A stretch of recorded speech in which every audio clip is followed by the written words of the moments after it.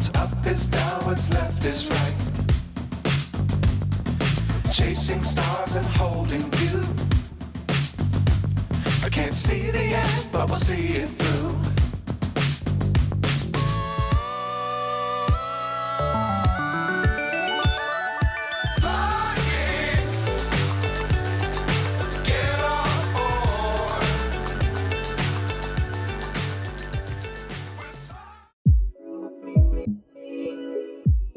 Olá, olá! Tô aqui mais uma vez na estufa da Tropicália do querido Guilherme, da Tropicália Garden, e vou contar um pouco para vocês a origem dessa parceria aí que já dura alguns anos. Quando eu estava lá no começo da Maju, há 3, 4 anos atrás, estava lá pesquisando no Google umas plantas diferentes, Anturio varrochiano, umas coisas que assim não eram tão fáceis de achar na época. Que ano que era?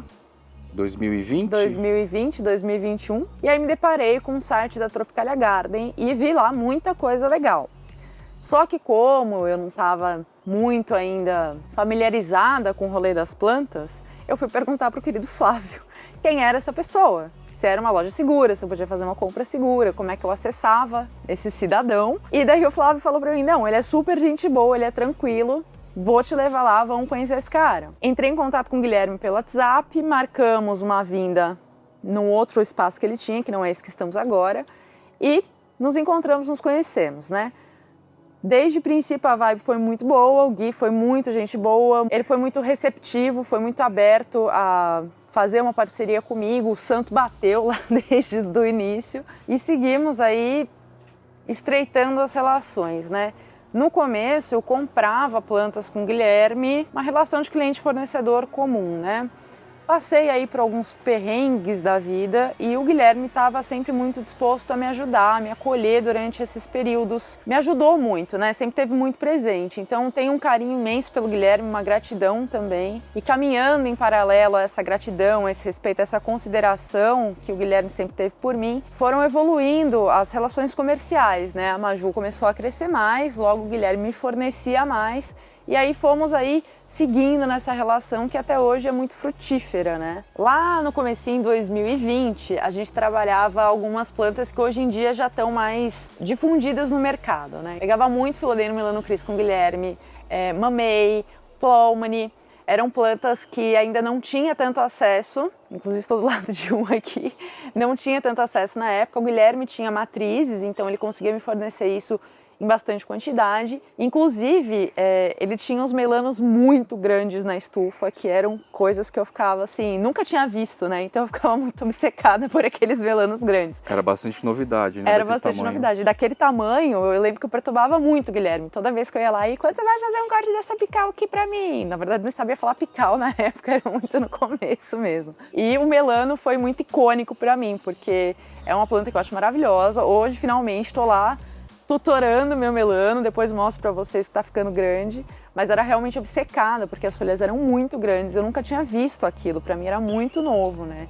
E era muito bonito. Lá em 2020, outras plantas que ainda estavam muito em voga, né? Estavam muito em destaque, eram, por exemplo, o Anturio varrochiano, que eu lembro que o Guilherme tem essa versão bem narrow, né? Bem bonita, ela chama muita atenção. Na verdade, essa variação com mais nervuras, é menos narrow e tem os lobos um pouco mais acentuados, né? Mas realmente é incrível e é um equivalente que tem lá no Sérgio da Cactus Brasil. E é bem bonita. E eu lembro disso também, me chamou a atenção pelo tamanho quando eu fui lá na primeira vez na estufa da Tropicália. Outra planta que na época também era muito interessante, tinha pouco no mercado e era muito desejada, era o Anturio regale. Anturio regale. Essa planta aqui também era muito desejada lá em 2020. É desejada até hoje, né? Mas naquela época era extremamente desejada. Não é muito difícil entender por quê, né? O pessoal tem uma certa dificuldade de cultivo, eu mesmo assumo isso bastante nos meus conteúdos. Então, assim, imagino que muitas pessoas perdem e readquirem, porque ela está um pouco mais acessível agora, para o contexto do colecionismo, né? E é muito legal a gente ir tentando. Finalmente eu consegui atingir um cultivo mais ideal para ela. Ela gosta muito de chão também. E sim, eu concordo que é uma planta difícil. Eu lembro que também foi uma planta bem icônica para mim. Eu peguei um para mim na minha coleção e na época eu também estava entendendo como era o meu cultivo. E eu lembro que eu coloquei ela numa estufa que eu tinha, que era uma estufa de plástico. Pleno, fica lá com o umidificador, né? Resolvi tirar. Eu derreti o regale, parecia que ele tinha literalmente derretido. Lembro, inclusive, que eu fiz um post sobre isso lá em 2020. O Anthurium regale, inclusive, é uma planta que demora bastante para ter inflorescência. Aqui a gente pode ver que o Guilherme tem duas com inflorescência. Lá de 2020 para cá, mudou muita coisa, né? Então agora a gente consegue ter avistamento de inflorescência, que traz aí uma outra pegada para o rolê das plantas, né? A gente consegue fazer híbridos com mais dificuldade, porque é difícil a gente ter esse tipo de inflorescência. Então a gente pode considerar que vão ser híbridos aí mais raros, né? Dada essa dificuldade da inflorescência do Anthurium regale. E ao mesmo tempo é uma planta que aí se difundiu bastante entre os colecionadores durante esses anos todos. Mesmo com as perdas, ainda é uma planta que é muito desejada e bem difundida já. No Brasil, o pessoal gostava mais de Anthurium, né? Em 2018, 19, 20, o pessoal procurava muito mais Anthurium, né? 2021, a partir de 2021 até 2022, pulou para Philodendron e Monstera. Todos os tipos de Philodendron e todos os tipos de Monstera vendiam mais, né? Eram mais procurados, mundialmente falando, né? Aqui no Brasil sempre tem um delayzinho aí de alguns meses, o que hoje diminuiu um pouco, né? Que o pessoal está um pouco mais antenado, mas naquela época lá eram 6 meses, mais ou menos, para chegar aqui alguma novidade, né? De tendência lá fora. Então... Quais Philodendrons você destaca aí, Monstera? A Monstera Burle-Marx Flame, né? Que era SP, né? Monstera SP, que o pessoal falava, ou Serrana, só que a Serrana é outra. O Philodendron Espírito Santo mesmo, né? Que deu um monte de brigas, polêmicas e tudo mais. O Polypoidioides, o próprio Thornton, né? O Thornton vendeu muito também, só que o Thornton, eu acho que ele veio de uma época antes, né? Na época dos Anthurium mesmo. Dos Anthurium não, né? Uma época de 2018, entre 2018 e 2020, vendeu bastante Thornton, né? O Paraíso Verde também. O Paraíso Verde era uma planta que custava muitíssimo caro. E Charone. Mas nessa época aí nem tinha isso aqui, né? Isso aí foi aparecer em 2022, 2023, assim. Já tinha, eu tinha algumas plantas, por exemplo, mas não vendia. Bilichai, eu lembro também, a Tabapoense. Essas plantas vendiam muito, né? São plantas que são nativas aqui do Brasil, da região norte. Tinha uma demanda e uma oferta muito grande, né? Eu acho que isso aí também acabou desmotivando as pessoas a colecionar, né? Porque exauriu, assim. O povo gosta de coisas mais exclusivas, né? Então, acaba que quando populariza demais e acaba vendendo muito, acontece muito do que está acontecendo hoje com alguns tipos de Anthurium, né? Os equatorianos e os colombianos, né?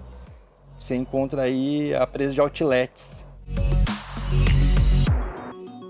Bom, tô aqui num mar de Monstera Burle-Marx Flame e como o Guilherme citou, em 2021 foi uma planta extremamente cultuada, extremamente desejada, não só aqui no Brasil, mas também fora do Brasil. A antiga Monstera SP Brasil, hoje em dia Monstera Burle-Marx Flame.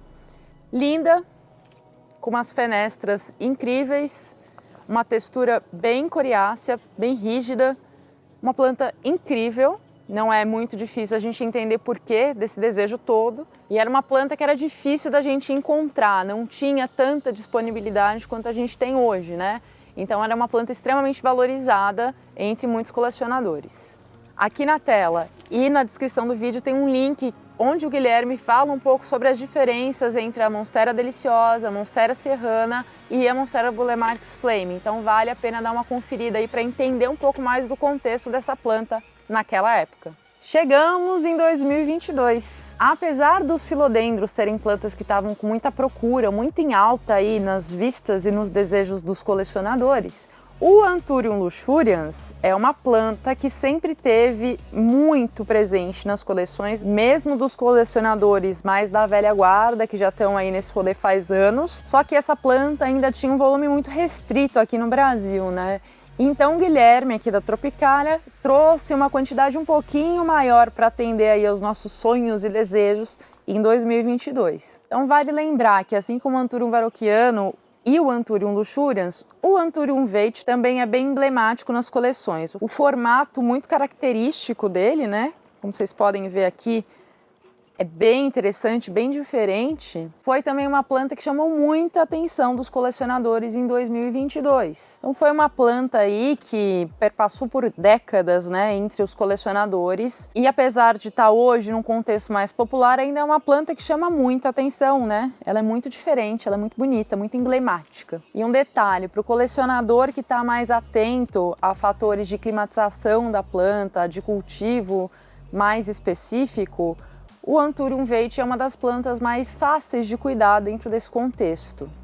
Inclusive, vou mostrar para vocês agora uma outra tendência que vem em 2022, que foi a tendência de cultivo de plantas mais complicadas.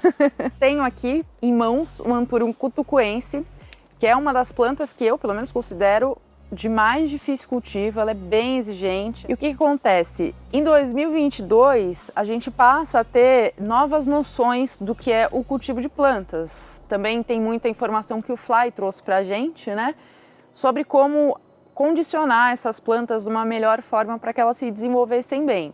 O Anthurium cutucuense é bem emblemático em relação a isso, porque ele sim é extremamente exigente. Então ele representa bem a entrada de plantas de cultivo mais específico dentro do rolê das coleções.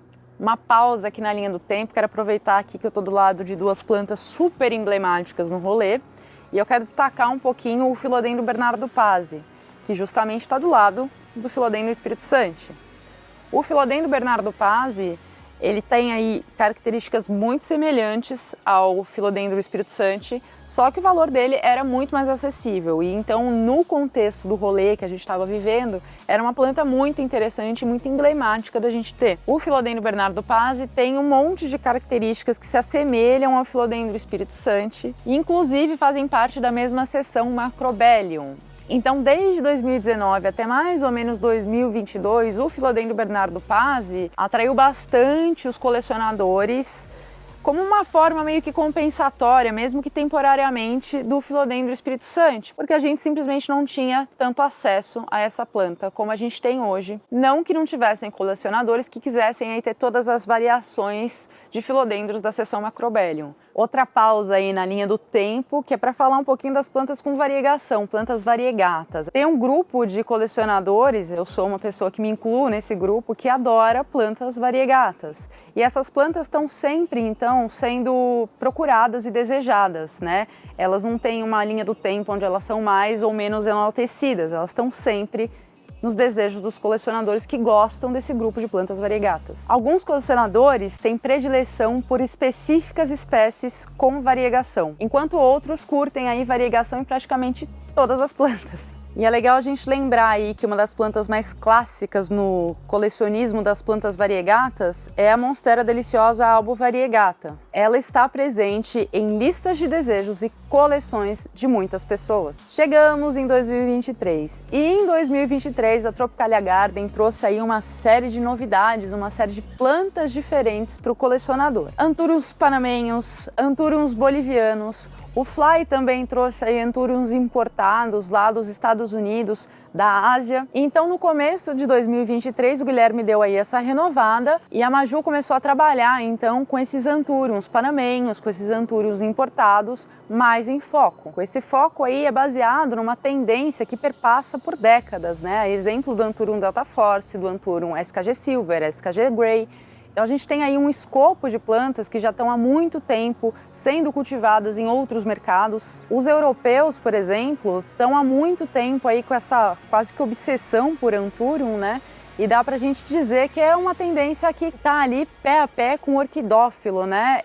Talvez num número menor. Se a gente pensar proporcionalmente, os Anthuriums têm aí uma legião de fãs, de seguidores menor do que no contexto das orquídeas, mas dá para a gente fazer um comparativo interessante com o envolvimento dessa galera, desse perfil de colecionador com o colecionador de orquídea. Anthurium papillilaminum,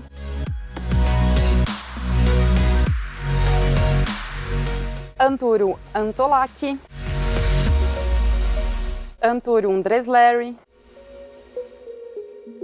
De 2023 a agora, 2024, além de plantas com textura veludada e espécies específicas, as importadas, os anthuriums com folhagem bem escura, iniciou-se aí entre colecionadores e produtores a produção de anthuriums híbridos. E é por aí que a Maju vai seguindo a sua jornada. Então é isso, galera. Quero agradecer muito aí o Guilherme por ter cedido aqui o espaço para a gente gravar. E essa parceria aí se mantém muito frutífera, muito alinhada entre Maju, Tropicalia e Fly.